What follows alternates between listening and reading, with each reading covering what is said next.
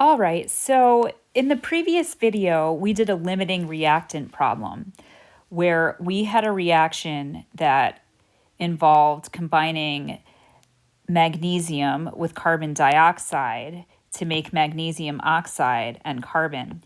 And we did a limiting reactant calculation and we figured out that magnesium was the limiting reactant because it produced the smallest amount of carbon. So 3.95 grams of carbon was the amount of product that could form in this reaction, at least theoretically.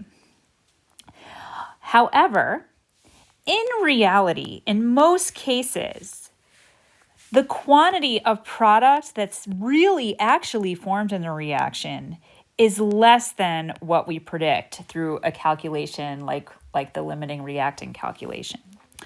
So this 3.95 grams up here is what we call the theoretical yield.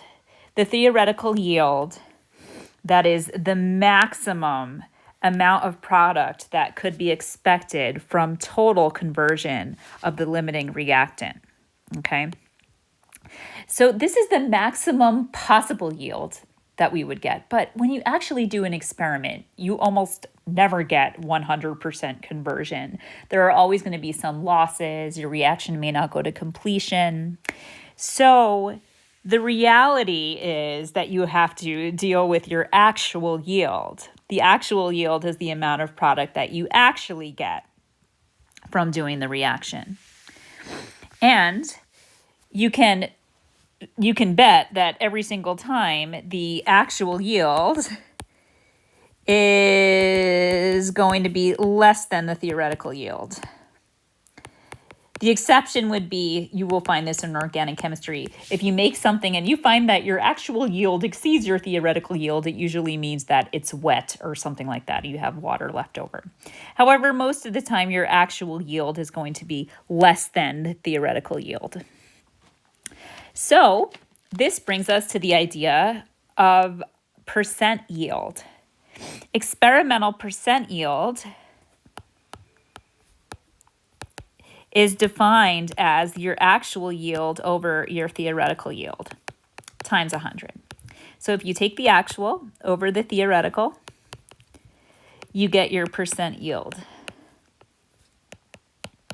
And the multiplying by 100 just converts it to a percentage.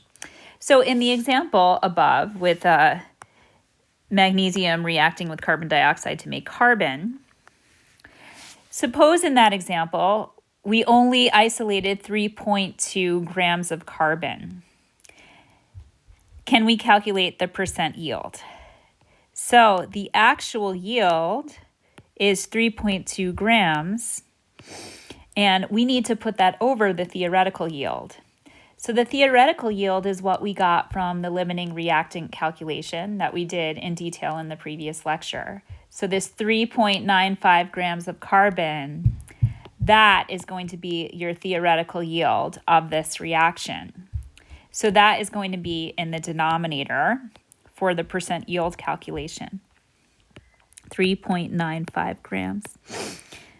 And that gives you an 81% yield. So a yield like that is pretty decent, actually, for most chemical reactions. Let's do another example. A very smelly reaction. In this reaction, hydrogen sulfide reacts with sulfur dioxide to make sulfur and water. Now, whenever you do a problem like this, you have to make sure that your reaction is balanced. Okay, I'm giving it to you as a balanced reaction. However, if it's you should always check the balance, and if it's unbalanced, you need to balance it. Now, we are reacting 7.5 grams of water with 12.75 grams of sulfur dioxide, and that yields 9 grams of sulfur. So the question is, what is the percent yield? So the implicit, what they're telling you really in this is that the 9 grams of sulfur is what you actually get. So this is your actual yield. We want to get the percent yield, so we need to figure out what the theoretical yield is. So this is a limiting reactant problem. So your strategy should be look at both of the reagents, both of the reactants, to determine which one is limiting. And from there, you get the theoretical yield. And then you can put actual yield over theoretical yields to get the percent yield. So let's approach this like a limiting reactant problem. I have 7.5 grams of H2S. H2O or H2S? Oops, I made a mistake when I wrote this down. This should say H2S. So 7.5 grams of H2S. 7.5 grams of H2S. And I need to take the molecular weight of H2S. So you need to look up sulfur in the periodic table. So that's about 32 grams per mole plus 2 hydrogens gives me 34.09 grams per mole. That's just the molar mass of H2S. Now, looking at the balanced reaction, I can see that for every 2 moles of H2S, I'm going to produce 3 moles of sulfur. So I need to multiply this by 3 moles of S for every 2 moles of H2S.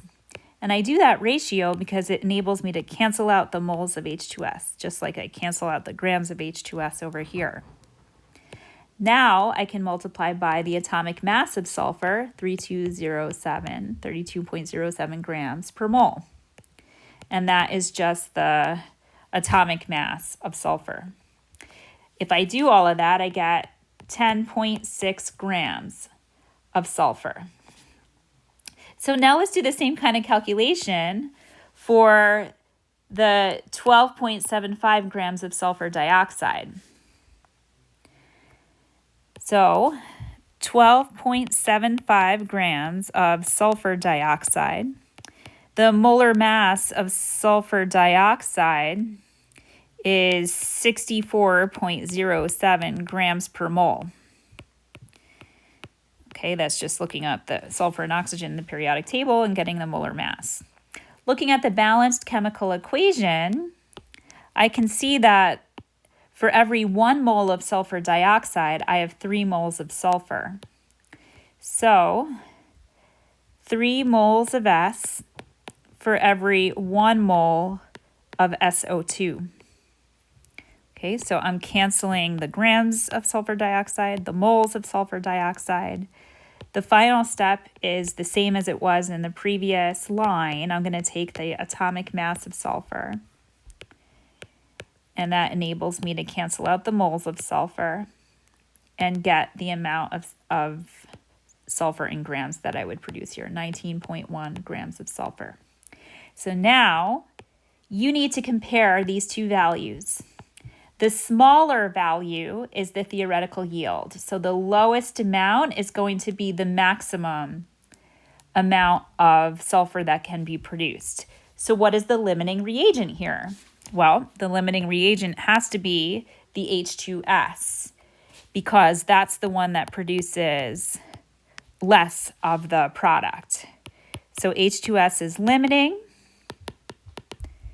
and your theoretical yield, the theoretical yield is 10.6 grams of sulfur. Now, in the problem, we were told that the actual yield is 9 grams of sulfur.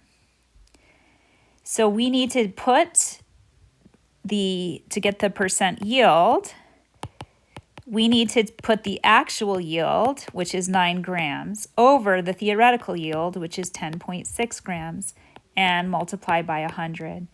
And that gives you a percent yield of 85%.